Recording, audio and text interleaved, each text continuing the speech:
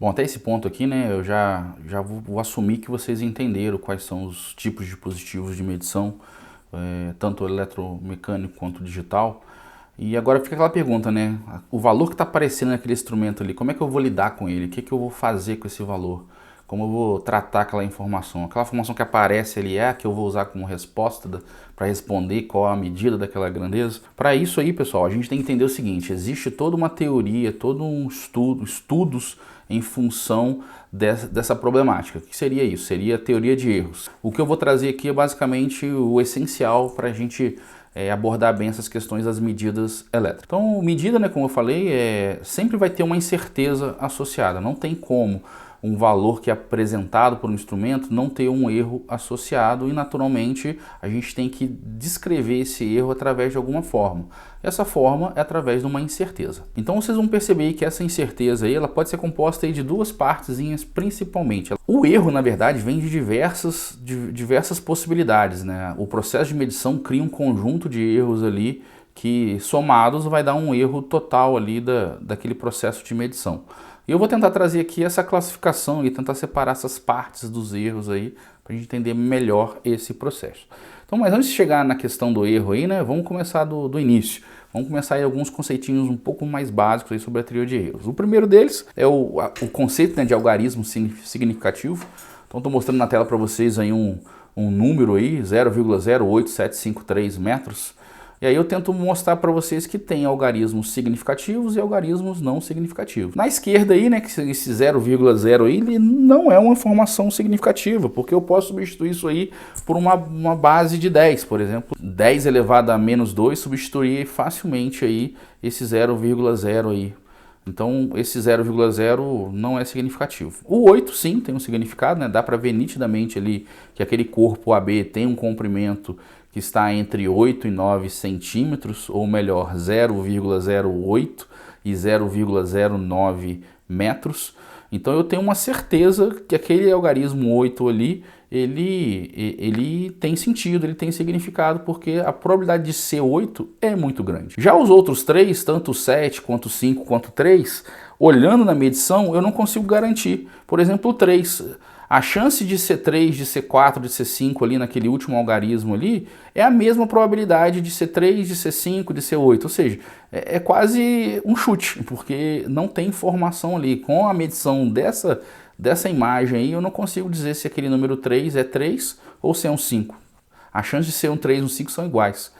Isso acontece também com o segundo algarismo ali, aquele 5. A chance de ser 5, a chance de ser 8, na minha capacidade de avaliação daquela medição, é a mesma. O 7 também, mas o 7 eu já consigo ter uma noção. Esse 0,087, ou seja, esse 7 aí, eu já consigo, olhando ali na minha régua ali, saber se a chance de ser 7 é grande ou pequena. Então eu já tenho uma informação probabilística maior desse algarismo aí, mas ainda não tenho certeza dele. Mas pelo menos ele já tem uma certa probabilidade de ser 7. Além desse conceito significativo, é importante a gente entender que às vezes a gente trunca a informação. Isso vai ficar muito claro quando a gente definir aí como tratar a incerteza. O número associado à incerteza, a gente vai falar aqui, ele vai ter um ou dois algarismos. Na verdade, na maioria dos casos, um algarismo. Então, muitas vezes, o resultado que eu tenho que truncar ele, eu tenho que arredondar ele ali para um valor. Lembrando que arredondamento é diferente de truncar. Truncar eu simplesmente ignoro o que está depois, nos algarismos na sequência. E arredondar não. Arredondar é aproximar da melhor forma possível. E aí nós temos a NBR 5891 que define isso. Principalmente quando eu tenho ali o número 5 ali a ser arredondado. Por exemplo, eu vou dar o exemplo, 4,55. Ele vai para 4,6 ou para 4,5? A norma fala que se o algarismo anterior for ímpar, eu acrescento mais um. Então o 4,55 vai para 4,6. Diferente do 4,85, onde um número é um número par, o 8 é um número par. Então esse 4,85 fica mantido no 4,8. Então é importante a gente entender por que par vai para um lado e ímpar vai para o outro. Exatamente que quando eu for tratar diversos números, um acaba compensando o outro. Bom, então, entendendo o que é um algarismo significativo e o que é um arredondamento, agora a gente vai tentar ir na direção de saber como informar uma incerteza de medição de um sinal elétrico, por exemplo, advinda de um instrumento, seja ele analógico, seja ele digital. E para isso a gente tem que entender que o erro associado ele é composto de diversas partes. E a gente consegue classificar em dois grandes grupos. O primeiro deles é o erro aleatório, o erro estatístico, e o segundo erro é o erro sistemático. Onde é que está a diferença entre eles? O erro aleatório, ou erro estatístico, está relacionado diretamente ao processo de medição, ao operador daquela medição, ou a pessoa que está executando aquela medição. Então eu vou fazer uma medição, ora eu vou ver uma coisa, ora eu vou ver outra, e eu vou ter diversos erros nesse processo. Todos esses erros são associados diretamente a esse erro aleatório ou erro estatístico. E naturalmente isso tem a ver com o número de repetições e o operador que está executando essa medição. Já o erro sistemático é um pouco diferente, ele está diretamente ligado com o valor real da grandeza e o valor medido. Isso está diretamente ligado ao instrumento. Esse erro sistemático é quando se não existisse o erro aleatório. Quando eu consigo eliminar no processo de medição os erros aleatórios, o único erro que acaba sobrando é o erro sistemático. E esse sistemático está diretamente ligado ao instrumento de medição que eu estou utilizando. E aí, não apenas o instrumento, mas também características ambientais, observacionais e teóricas. Por exemplo, quando eu meço ali duas grandezas para chegar numa terceira, como por exemplo a potência.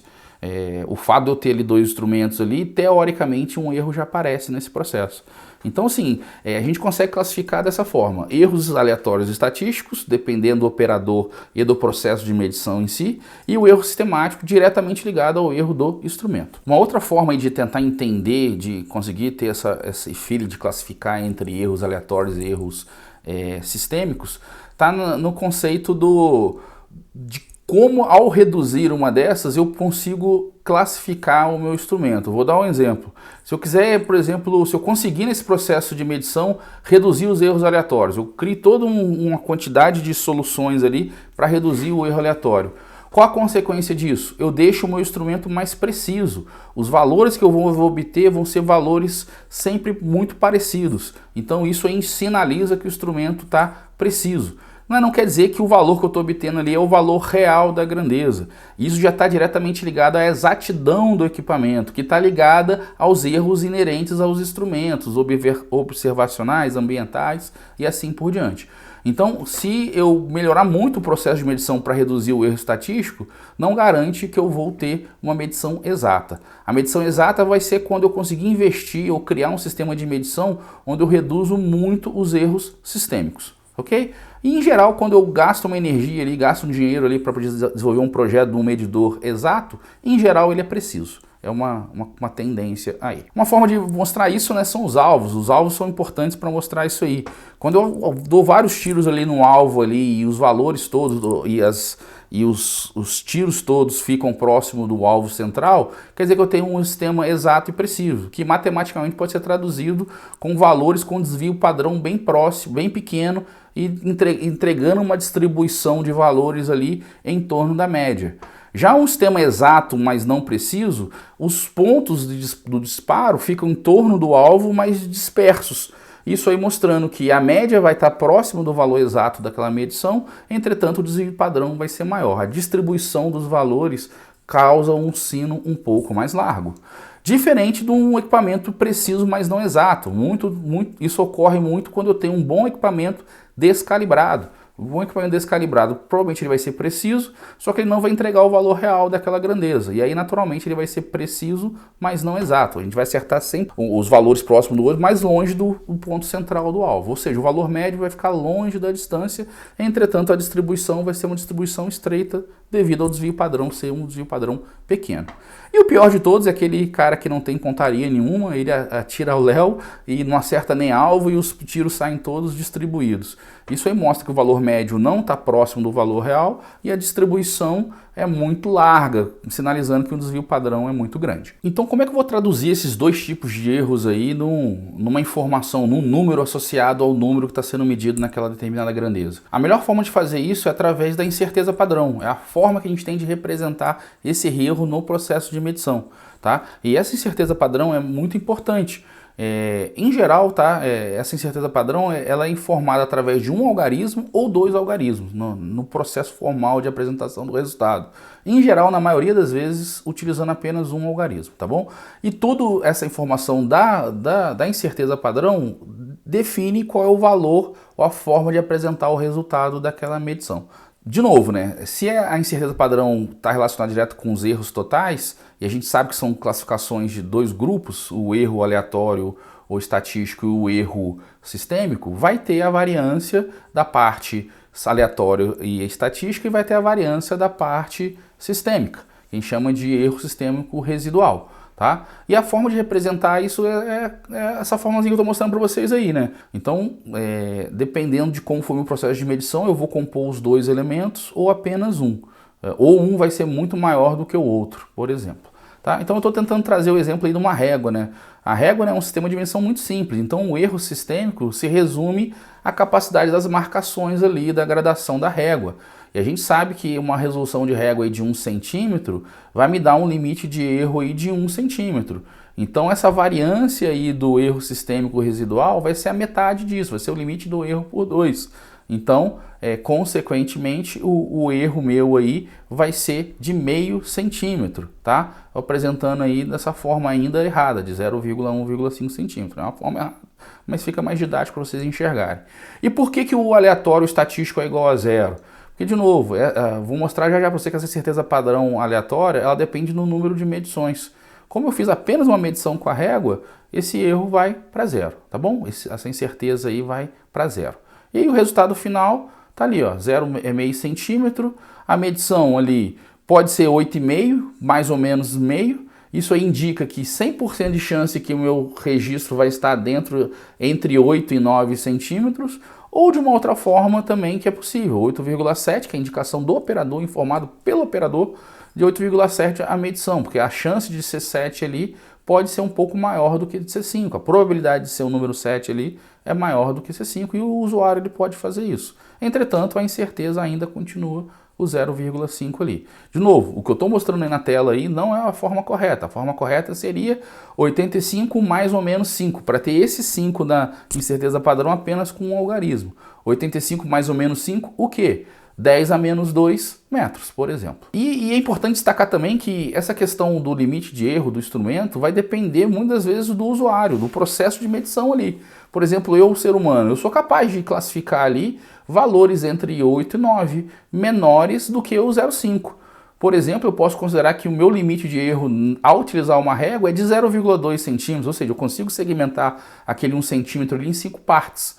Se eu consigo fazer isso, naturalmente o meu limite de erro vai reduzir e a incerteza associada a esse erro sistêmico vai diminuir também, ao ponto de ficar de 0,1. E aí eu posso também tranquilamente escrever o resultado aí, 8,7 mais ou menos 0,1. De novo, não é a forma adequada de se fazer a apresentação do resultado, mas é a mais didática. O correto seria o quê? 87 mais ou menos 1, 10 a menos 2 metros. Lembrando sempre que começa ali na incerteza padrão. Sabendo o algarismo da incerteza padrão, eu consigo saber o tamanho do número que eu vou apresentar daquela minha medição. Seja ela tensão, corrente, comprimento, ou seja, qualquer tipo de grandeza. E aí, né, para tentar representar agora essa parte aleatória ou estatística, né, que seria a porção que eu acabei de falar que era zero no exemplo anterior, a gente tem que entender o que é a estimativa do valor médio verdadeiro, o que é o desvio padrão e o que é o desvio padrão do valor médio. Então estou mostrando aí no quadro para você, aí na tela para vocês aí o que seria a média, que é a somatória dos valores dividido pelo número de amostras, a quantidade de valores considerados. Já o desvio padrão não, o desvio padrão é a soma quadrática ali das diferenças entre o valor que eu estou considerando num certo momento de medida em relação à média, o quanto ele está longe da média, somados e dividido pelo o número de amostras menos 1. Naturalmente, como eu fiz essa diferença de erro quadrático nesse somatório, no final eu tiro uma raiz ali para equalizar as coisas. E o desvio padrão do valor médio também depende desse desvio padrão, só que dividido por raiz do número de registro. Fica muito óbvio que quanto maior o número de registro, o número de amostras ali do processo de medição, menor vai ser o desvio padrão do valor médio. E sim, esse é o valor que a gente utiliza naquela fatia lá do desvio padrão, da incerteza padrão da medição. Então vou tentar trazer um exemplo aí, ó, de novo a mesma reguinha, só que agora eu pedi para diversas pessoas fazerem a medição e cada um entregou um valor diferente, 8,8, 8,9, 8,7, 8,75, 8,8, 8,7, ou seja, 10 registros. Como que eu trato isso? Como é que eu vou associar isso a uma incerteza? Primeiro eu faço o valor médio, somo todo mundo, divido por 10, deu aí 8,735. E depois, o que eu faço? Bom, a incerteza padrão tem duas partes, né? A incerteza sistêmica, que é o 0,1, eu estou considerando já aquele último casinho lá, eu consigo separar a minha régua em 5 partes, então fica 0,1 ao quadrado ali. E a primeira parte, qual é a primeira parte? Que número é aquele ali? 0,0298. É o desvio padrão dividido por raiz de 10. Dá para ver nitidamente que esse valor de 0,029 é muito menor do que o valor 0,1. Já sinalizando o quê? Sinalizando que o erro estatístico para esse tipo de medição, por exemplo, de uma régua, é muito menor do que o erro sistêmico. Ou seja, ele poderia até mesmo ser desconsiderado. A prova disso está embaixo no resultado. Quando eu considero essas duas fatias, como uma é muito menor do que a outra, na hora que eu vou apresentar lá a incerteza padrão, novamente a contribuição ali do erro estatístico some. Na hora de arredondar ali, o erro some. E o resultado continua sendo 8,7 mais ou menos 0,1 centímetro. Ou melhor, 87 mais ou menos 1, 10 a menos 2 metros. Ainda dentro daquilo que eu acho importante, dentro da teoria de erros para as nossas aplicações em medidas elétricas, é a propagação das incertezas. Ou seja, na hora que começa um sinal de tensão, um sinal de corrente com uma certa incerteza associada, como eu propago isso, por exemplo, para obter uma resistência, que depende dessas duas grandezas. A mesma coisa vale para uma função multivariável, por exemplo, uma lei de Ohm, onde você tem ali tensão dividido por corrente. Eu tenho duas variáveis aí, eu tenho a tensão e eu tenho a corrente, cada uma com a sua incerteza. Bom, para propagar ou utilizar uma incerteza no resultado final, então ficou muito claro que eu tenho duas partes, um erro aleatório e um erro sistêmico. E esse erro sistêmico está diretamente ligado ao instrumento. Então aqui nesse slide, nessa parte do vídeo, eu vou tentar trazer como eu obtenho essa informação do meu instrumento. Então eu vou separar em dois grupos, os instrumentos analógicos, eletromecânicos, e os instrumentos digitais. O instrumento eletromecânico, ele tem uma incerteza, um erro, um limite de erro associado diretamente ao fundo da escala. E para qualquer valor que eu meça, qualquer valor que eu utilize ali de medição no instrumento eletromecânico, eu sempre vou ter um erro sistêmico associado. E ele vai depender do fundo de escala. Por exemplo, aí, se eu tiver um instrumento que é definido por classe, um instrumento classe 1, eu vou ter ali um erro de mais ou menos 1% do fundo de escala. Vou tentar trazer como exemplo um voltímetro de 200 volts. Se ele for classe 1%, se ele for classe 1, ele vai ter uma incerteza, para qualquer medida que eu fizer dentro dessa faixa aí, ele vai ter uma incerteza de 1% 200. Então eu vou ter aí 2 volts de incerteza associada. Independente se eu estou medindo 180 volts, se eu estou medindo 9 volts, se eu estou medindo 10 volts. Eu vou ter uma incerteza associada aí absoluta de 2 volts. E aí, naturalmente, pensando em erro relativo, fica óbvio que quanto mais próximo do fundo da escala eu medir, melhor vai ser a minha medição. Meu erro relativo vai ser melhor. Ou seja, 2 volts em 180 é o menor problema do que 2 volts em 10 volts. E aí vale até afirmar o seguinte, que é importante a gente entender que quando a gente vai fazer uma medição com instrumento analógico, em geral você não utiliza medições que estão ali na parte da metade para baixo da escala, porque o erro relativo ali já vai ser muito grande. Em geral a gente tenta ali sempre buscar da metade para o final da escala do instrumento analógico. E como é que a gente lida então com instrumentos digitais? Os instrumentos digitais, a ideia é a mesma. Eu vou ter sempre uma incerteza associada àquela medida ali. Só que ela não é um valor único como instrumento analógico. Esse valor vai depender da grandeza que eu estou medindo. Não apenas da grandeza que eu estou medindo, mas também de um erro fixo, um erro absoluto constante, independente da medida. Então vocês vão ver aí que tem aí, por exemplo, colocando na tela aí um exemplinho aí do manual de um equipamento qualquer. E a precisão que o fabricante entrega, dependendo da faixa de utilização, é essa aí, 0,8, mais ou menos 0,8% mais 5D. O que isso quer dizer? Quer dizer que essa precisão, essa incerteza tem duas partes. Uma parte fixa, que independe da medida que eu estou fazendo, que é o 5D, 5 dígitos ou menor dígito, que para esse caso que eu vou dar exemplo aqui seria 0,1 volts. Então, ele, independente do que eu estou medindo, ele vai ter 5 vezes 0,1 volts de incerteza fixa, independente do que eu estou medindo. Por exemplo, se eu medir 0,5 volts, ele vai errar 0,5 volts independente. Mais uma outra fatia que depende do erro relativo. Portanto, eu vou ter somados a esse 5D aí, eu vou ter 0,8% do valor que eu estou medindo.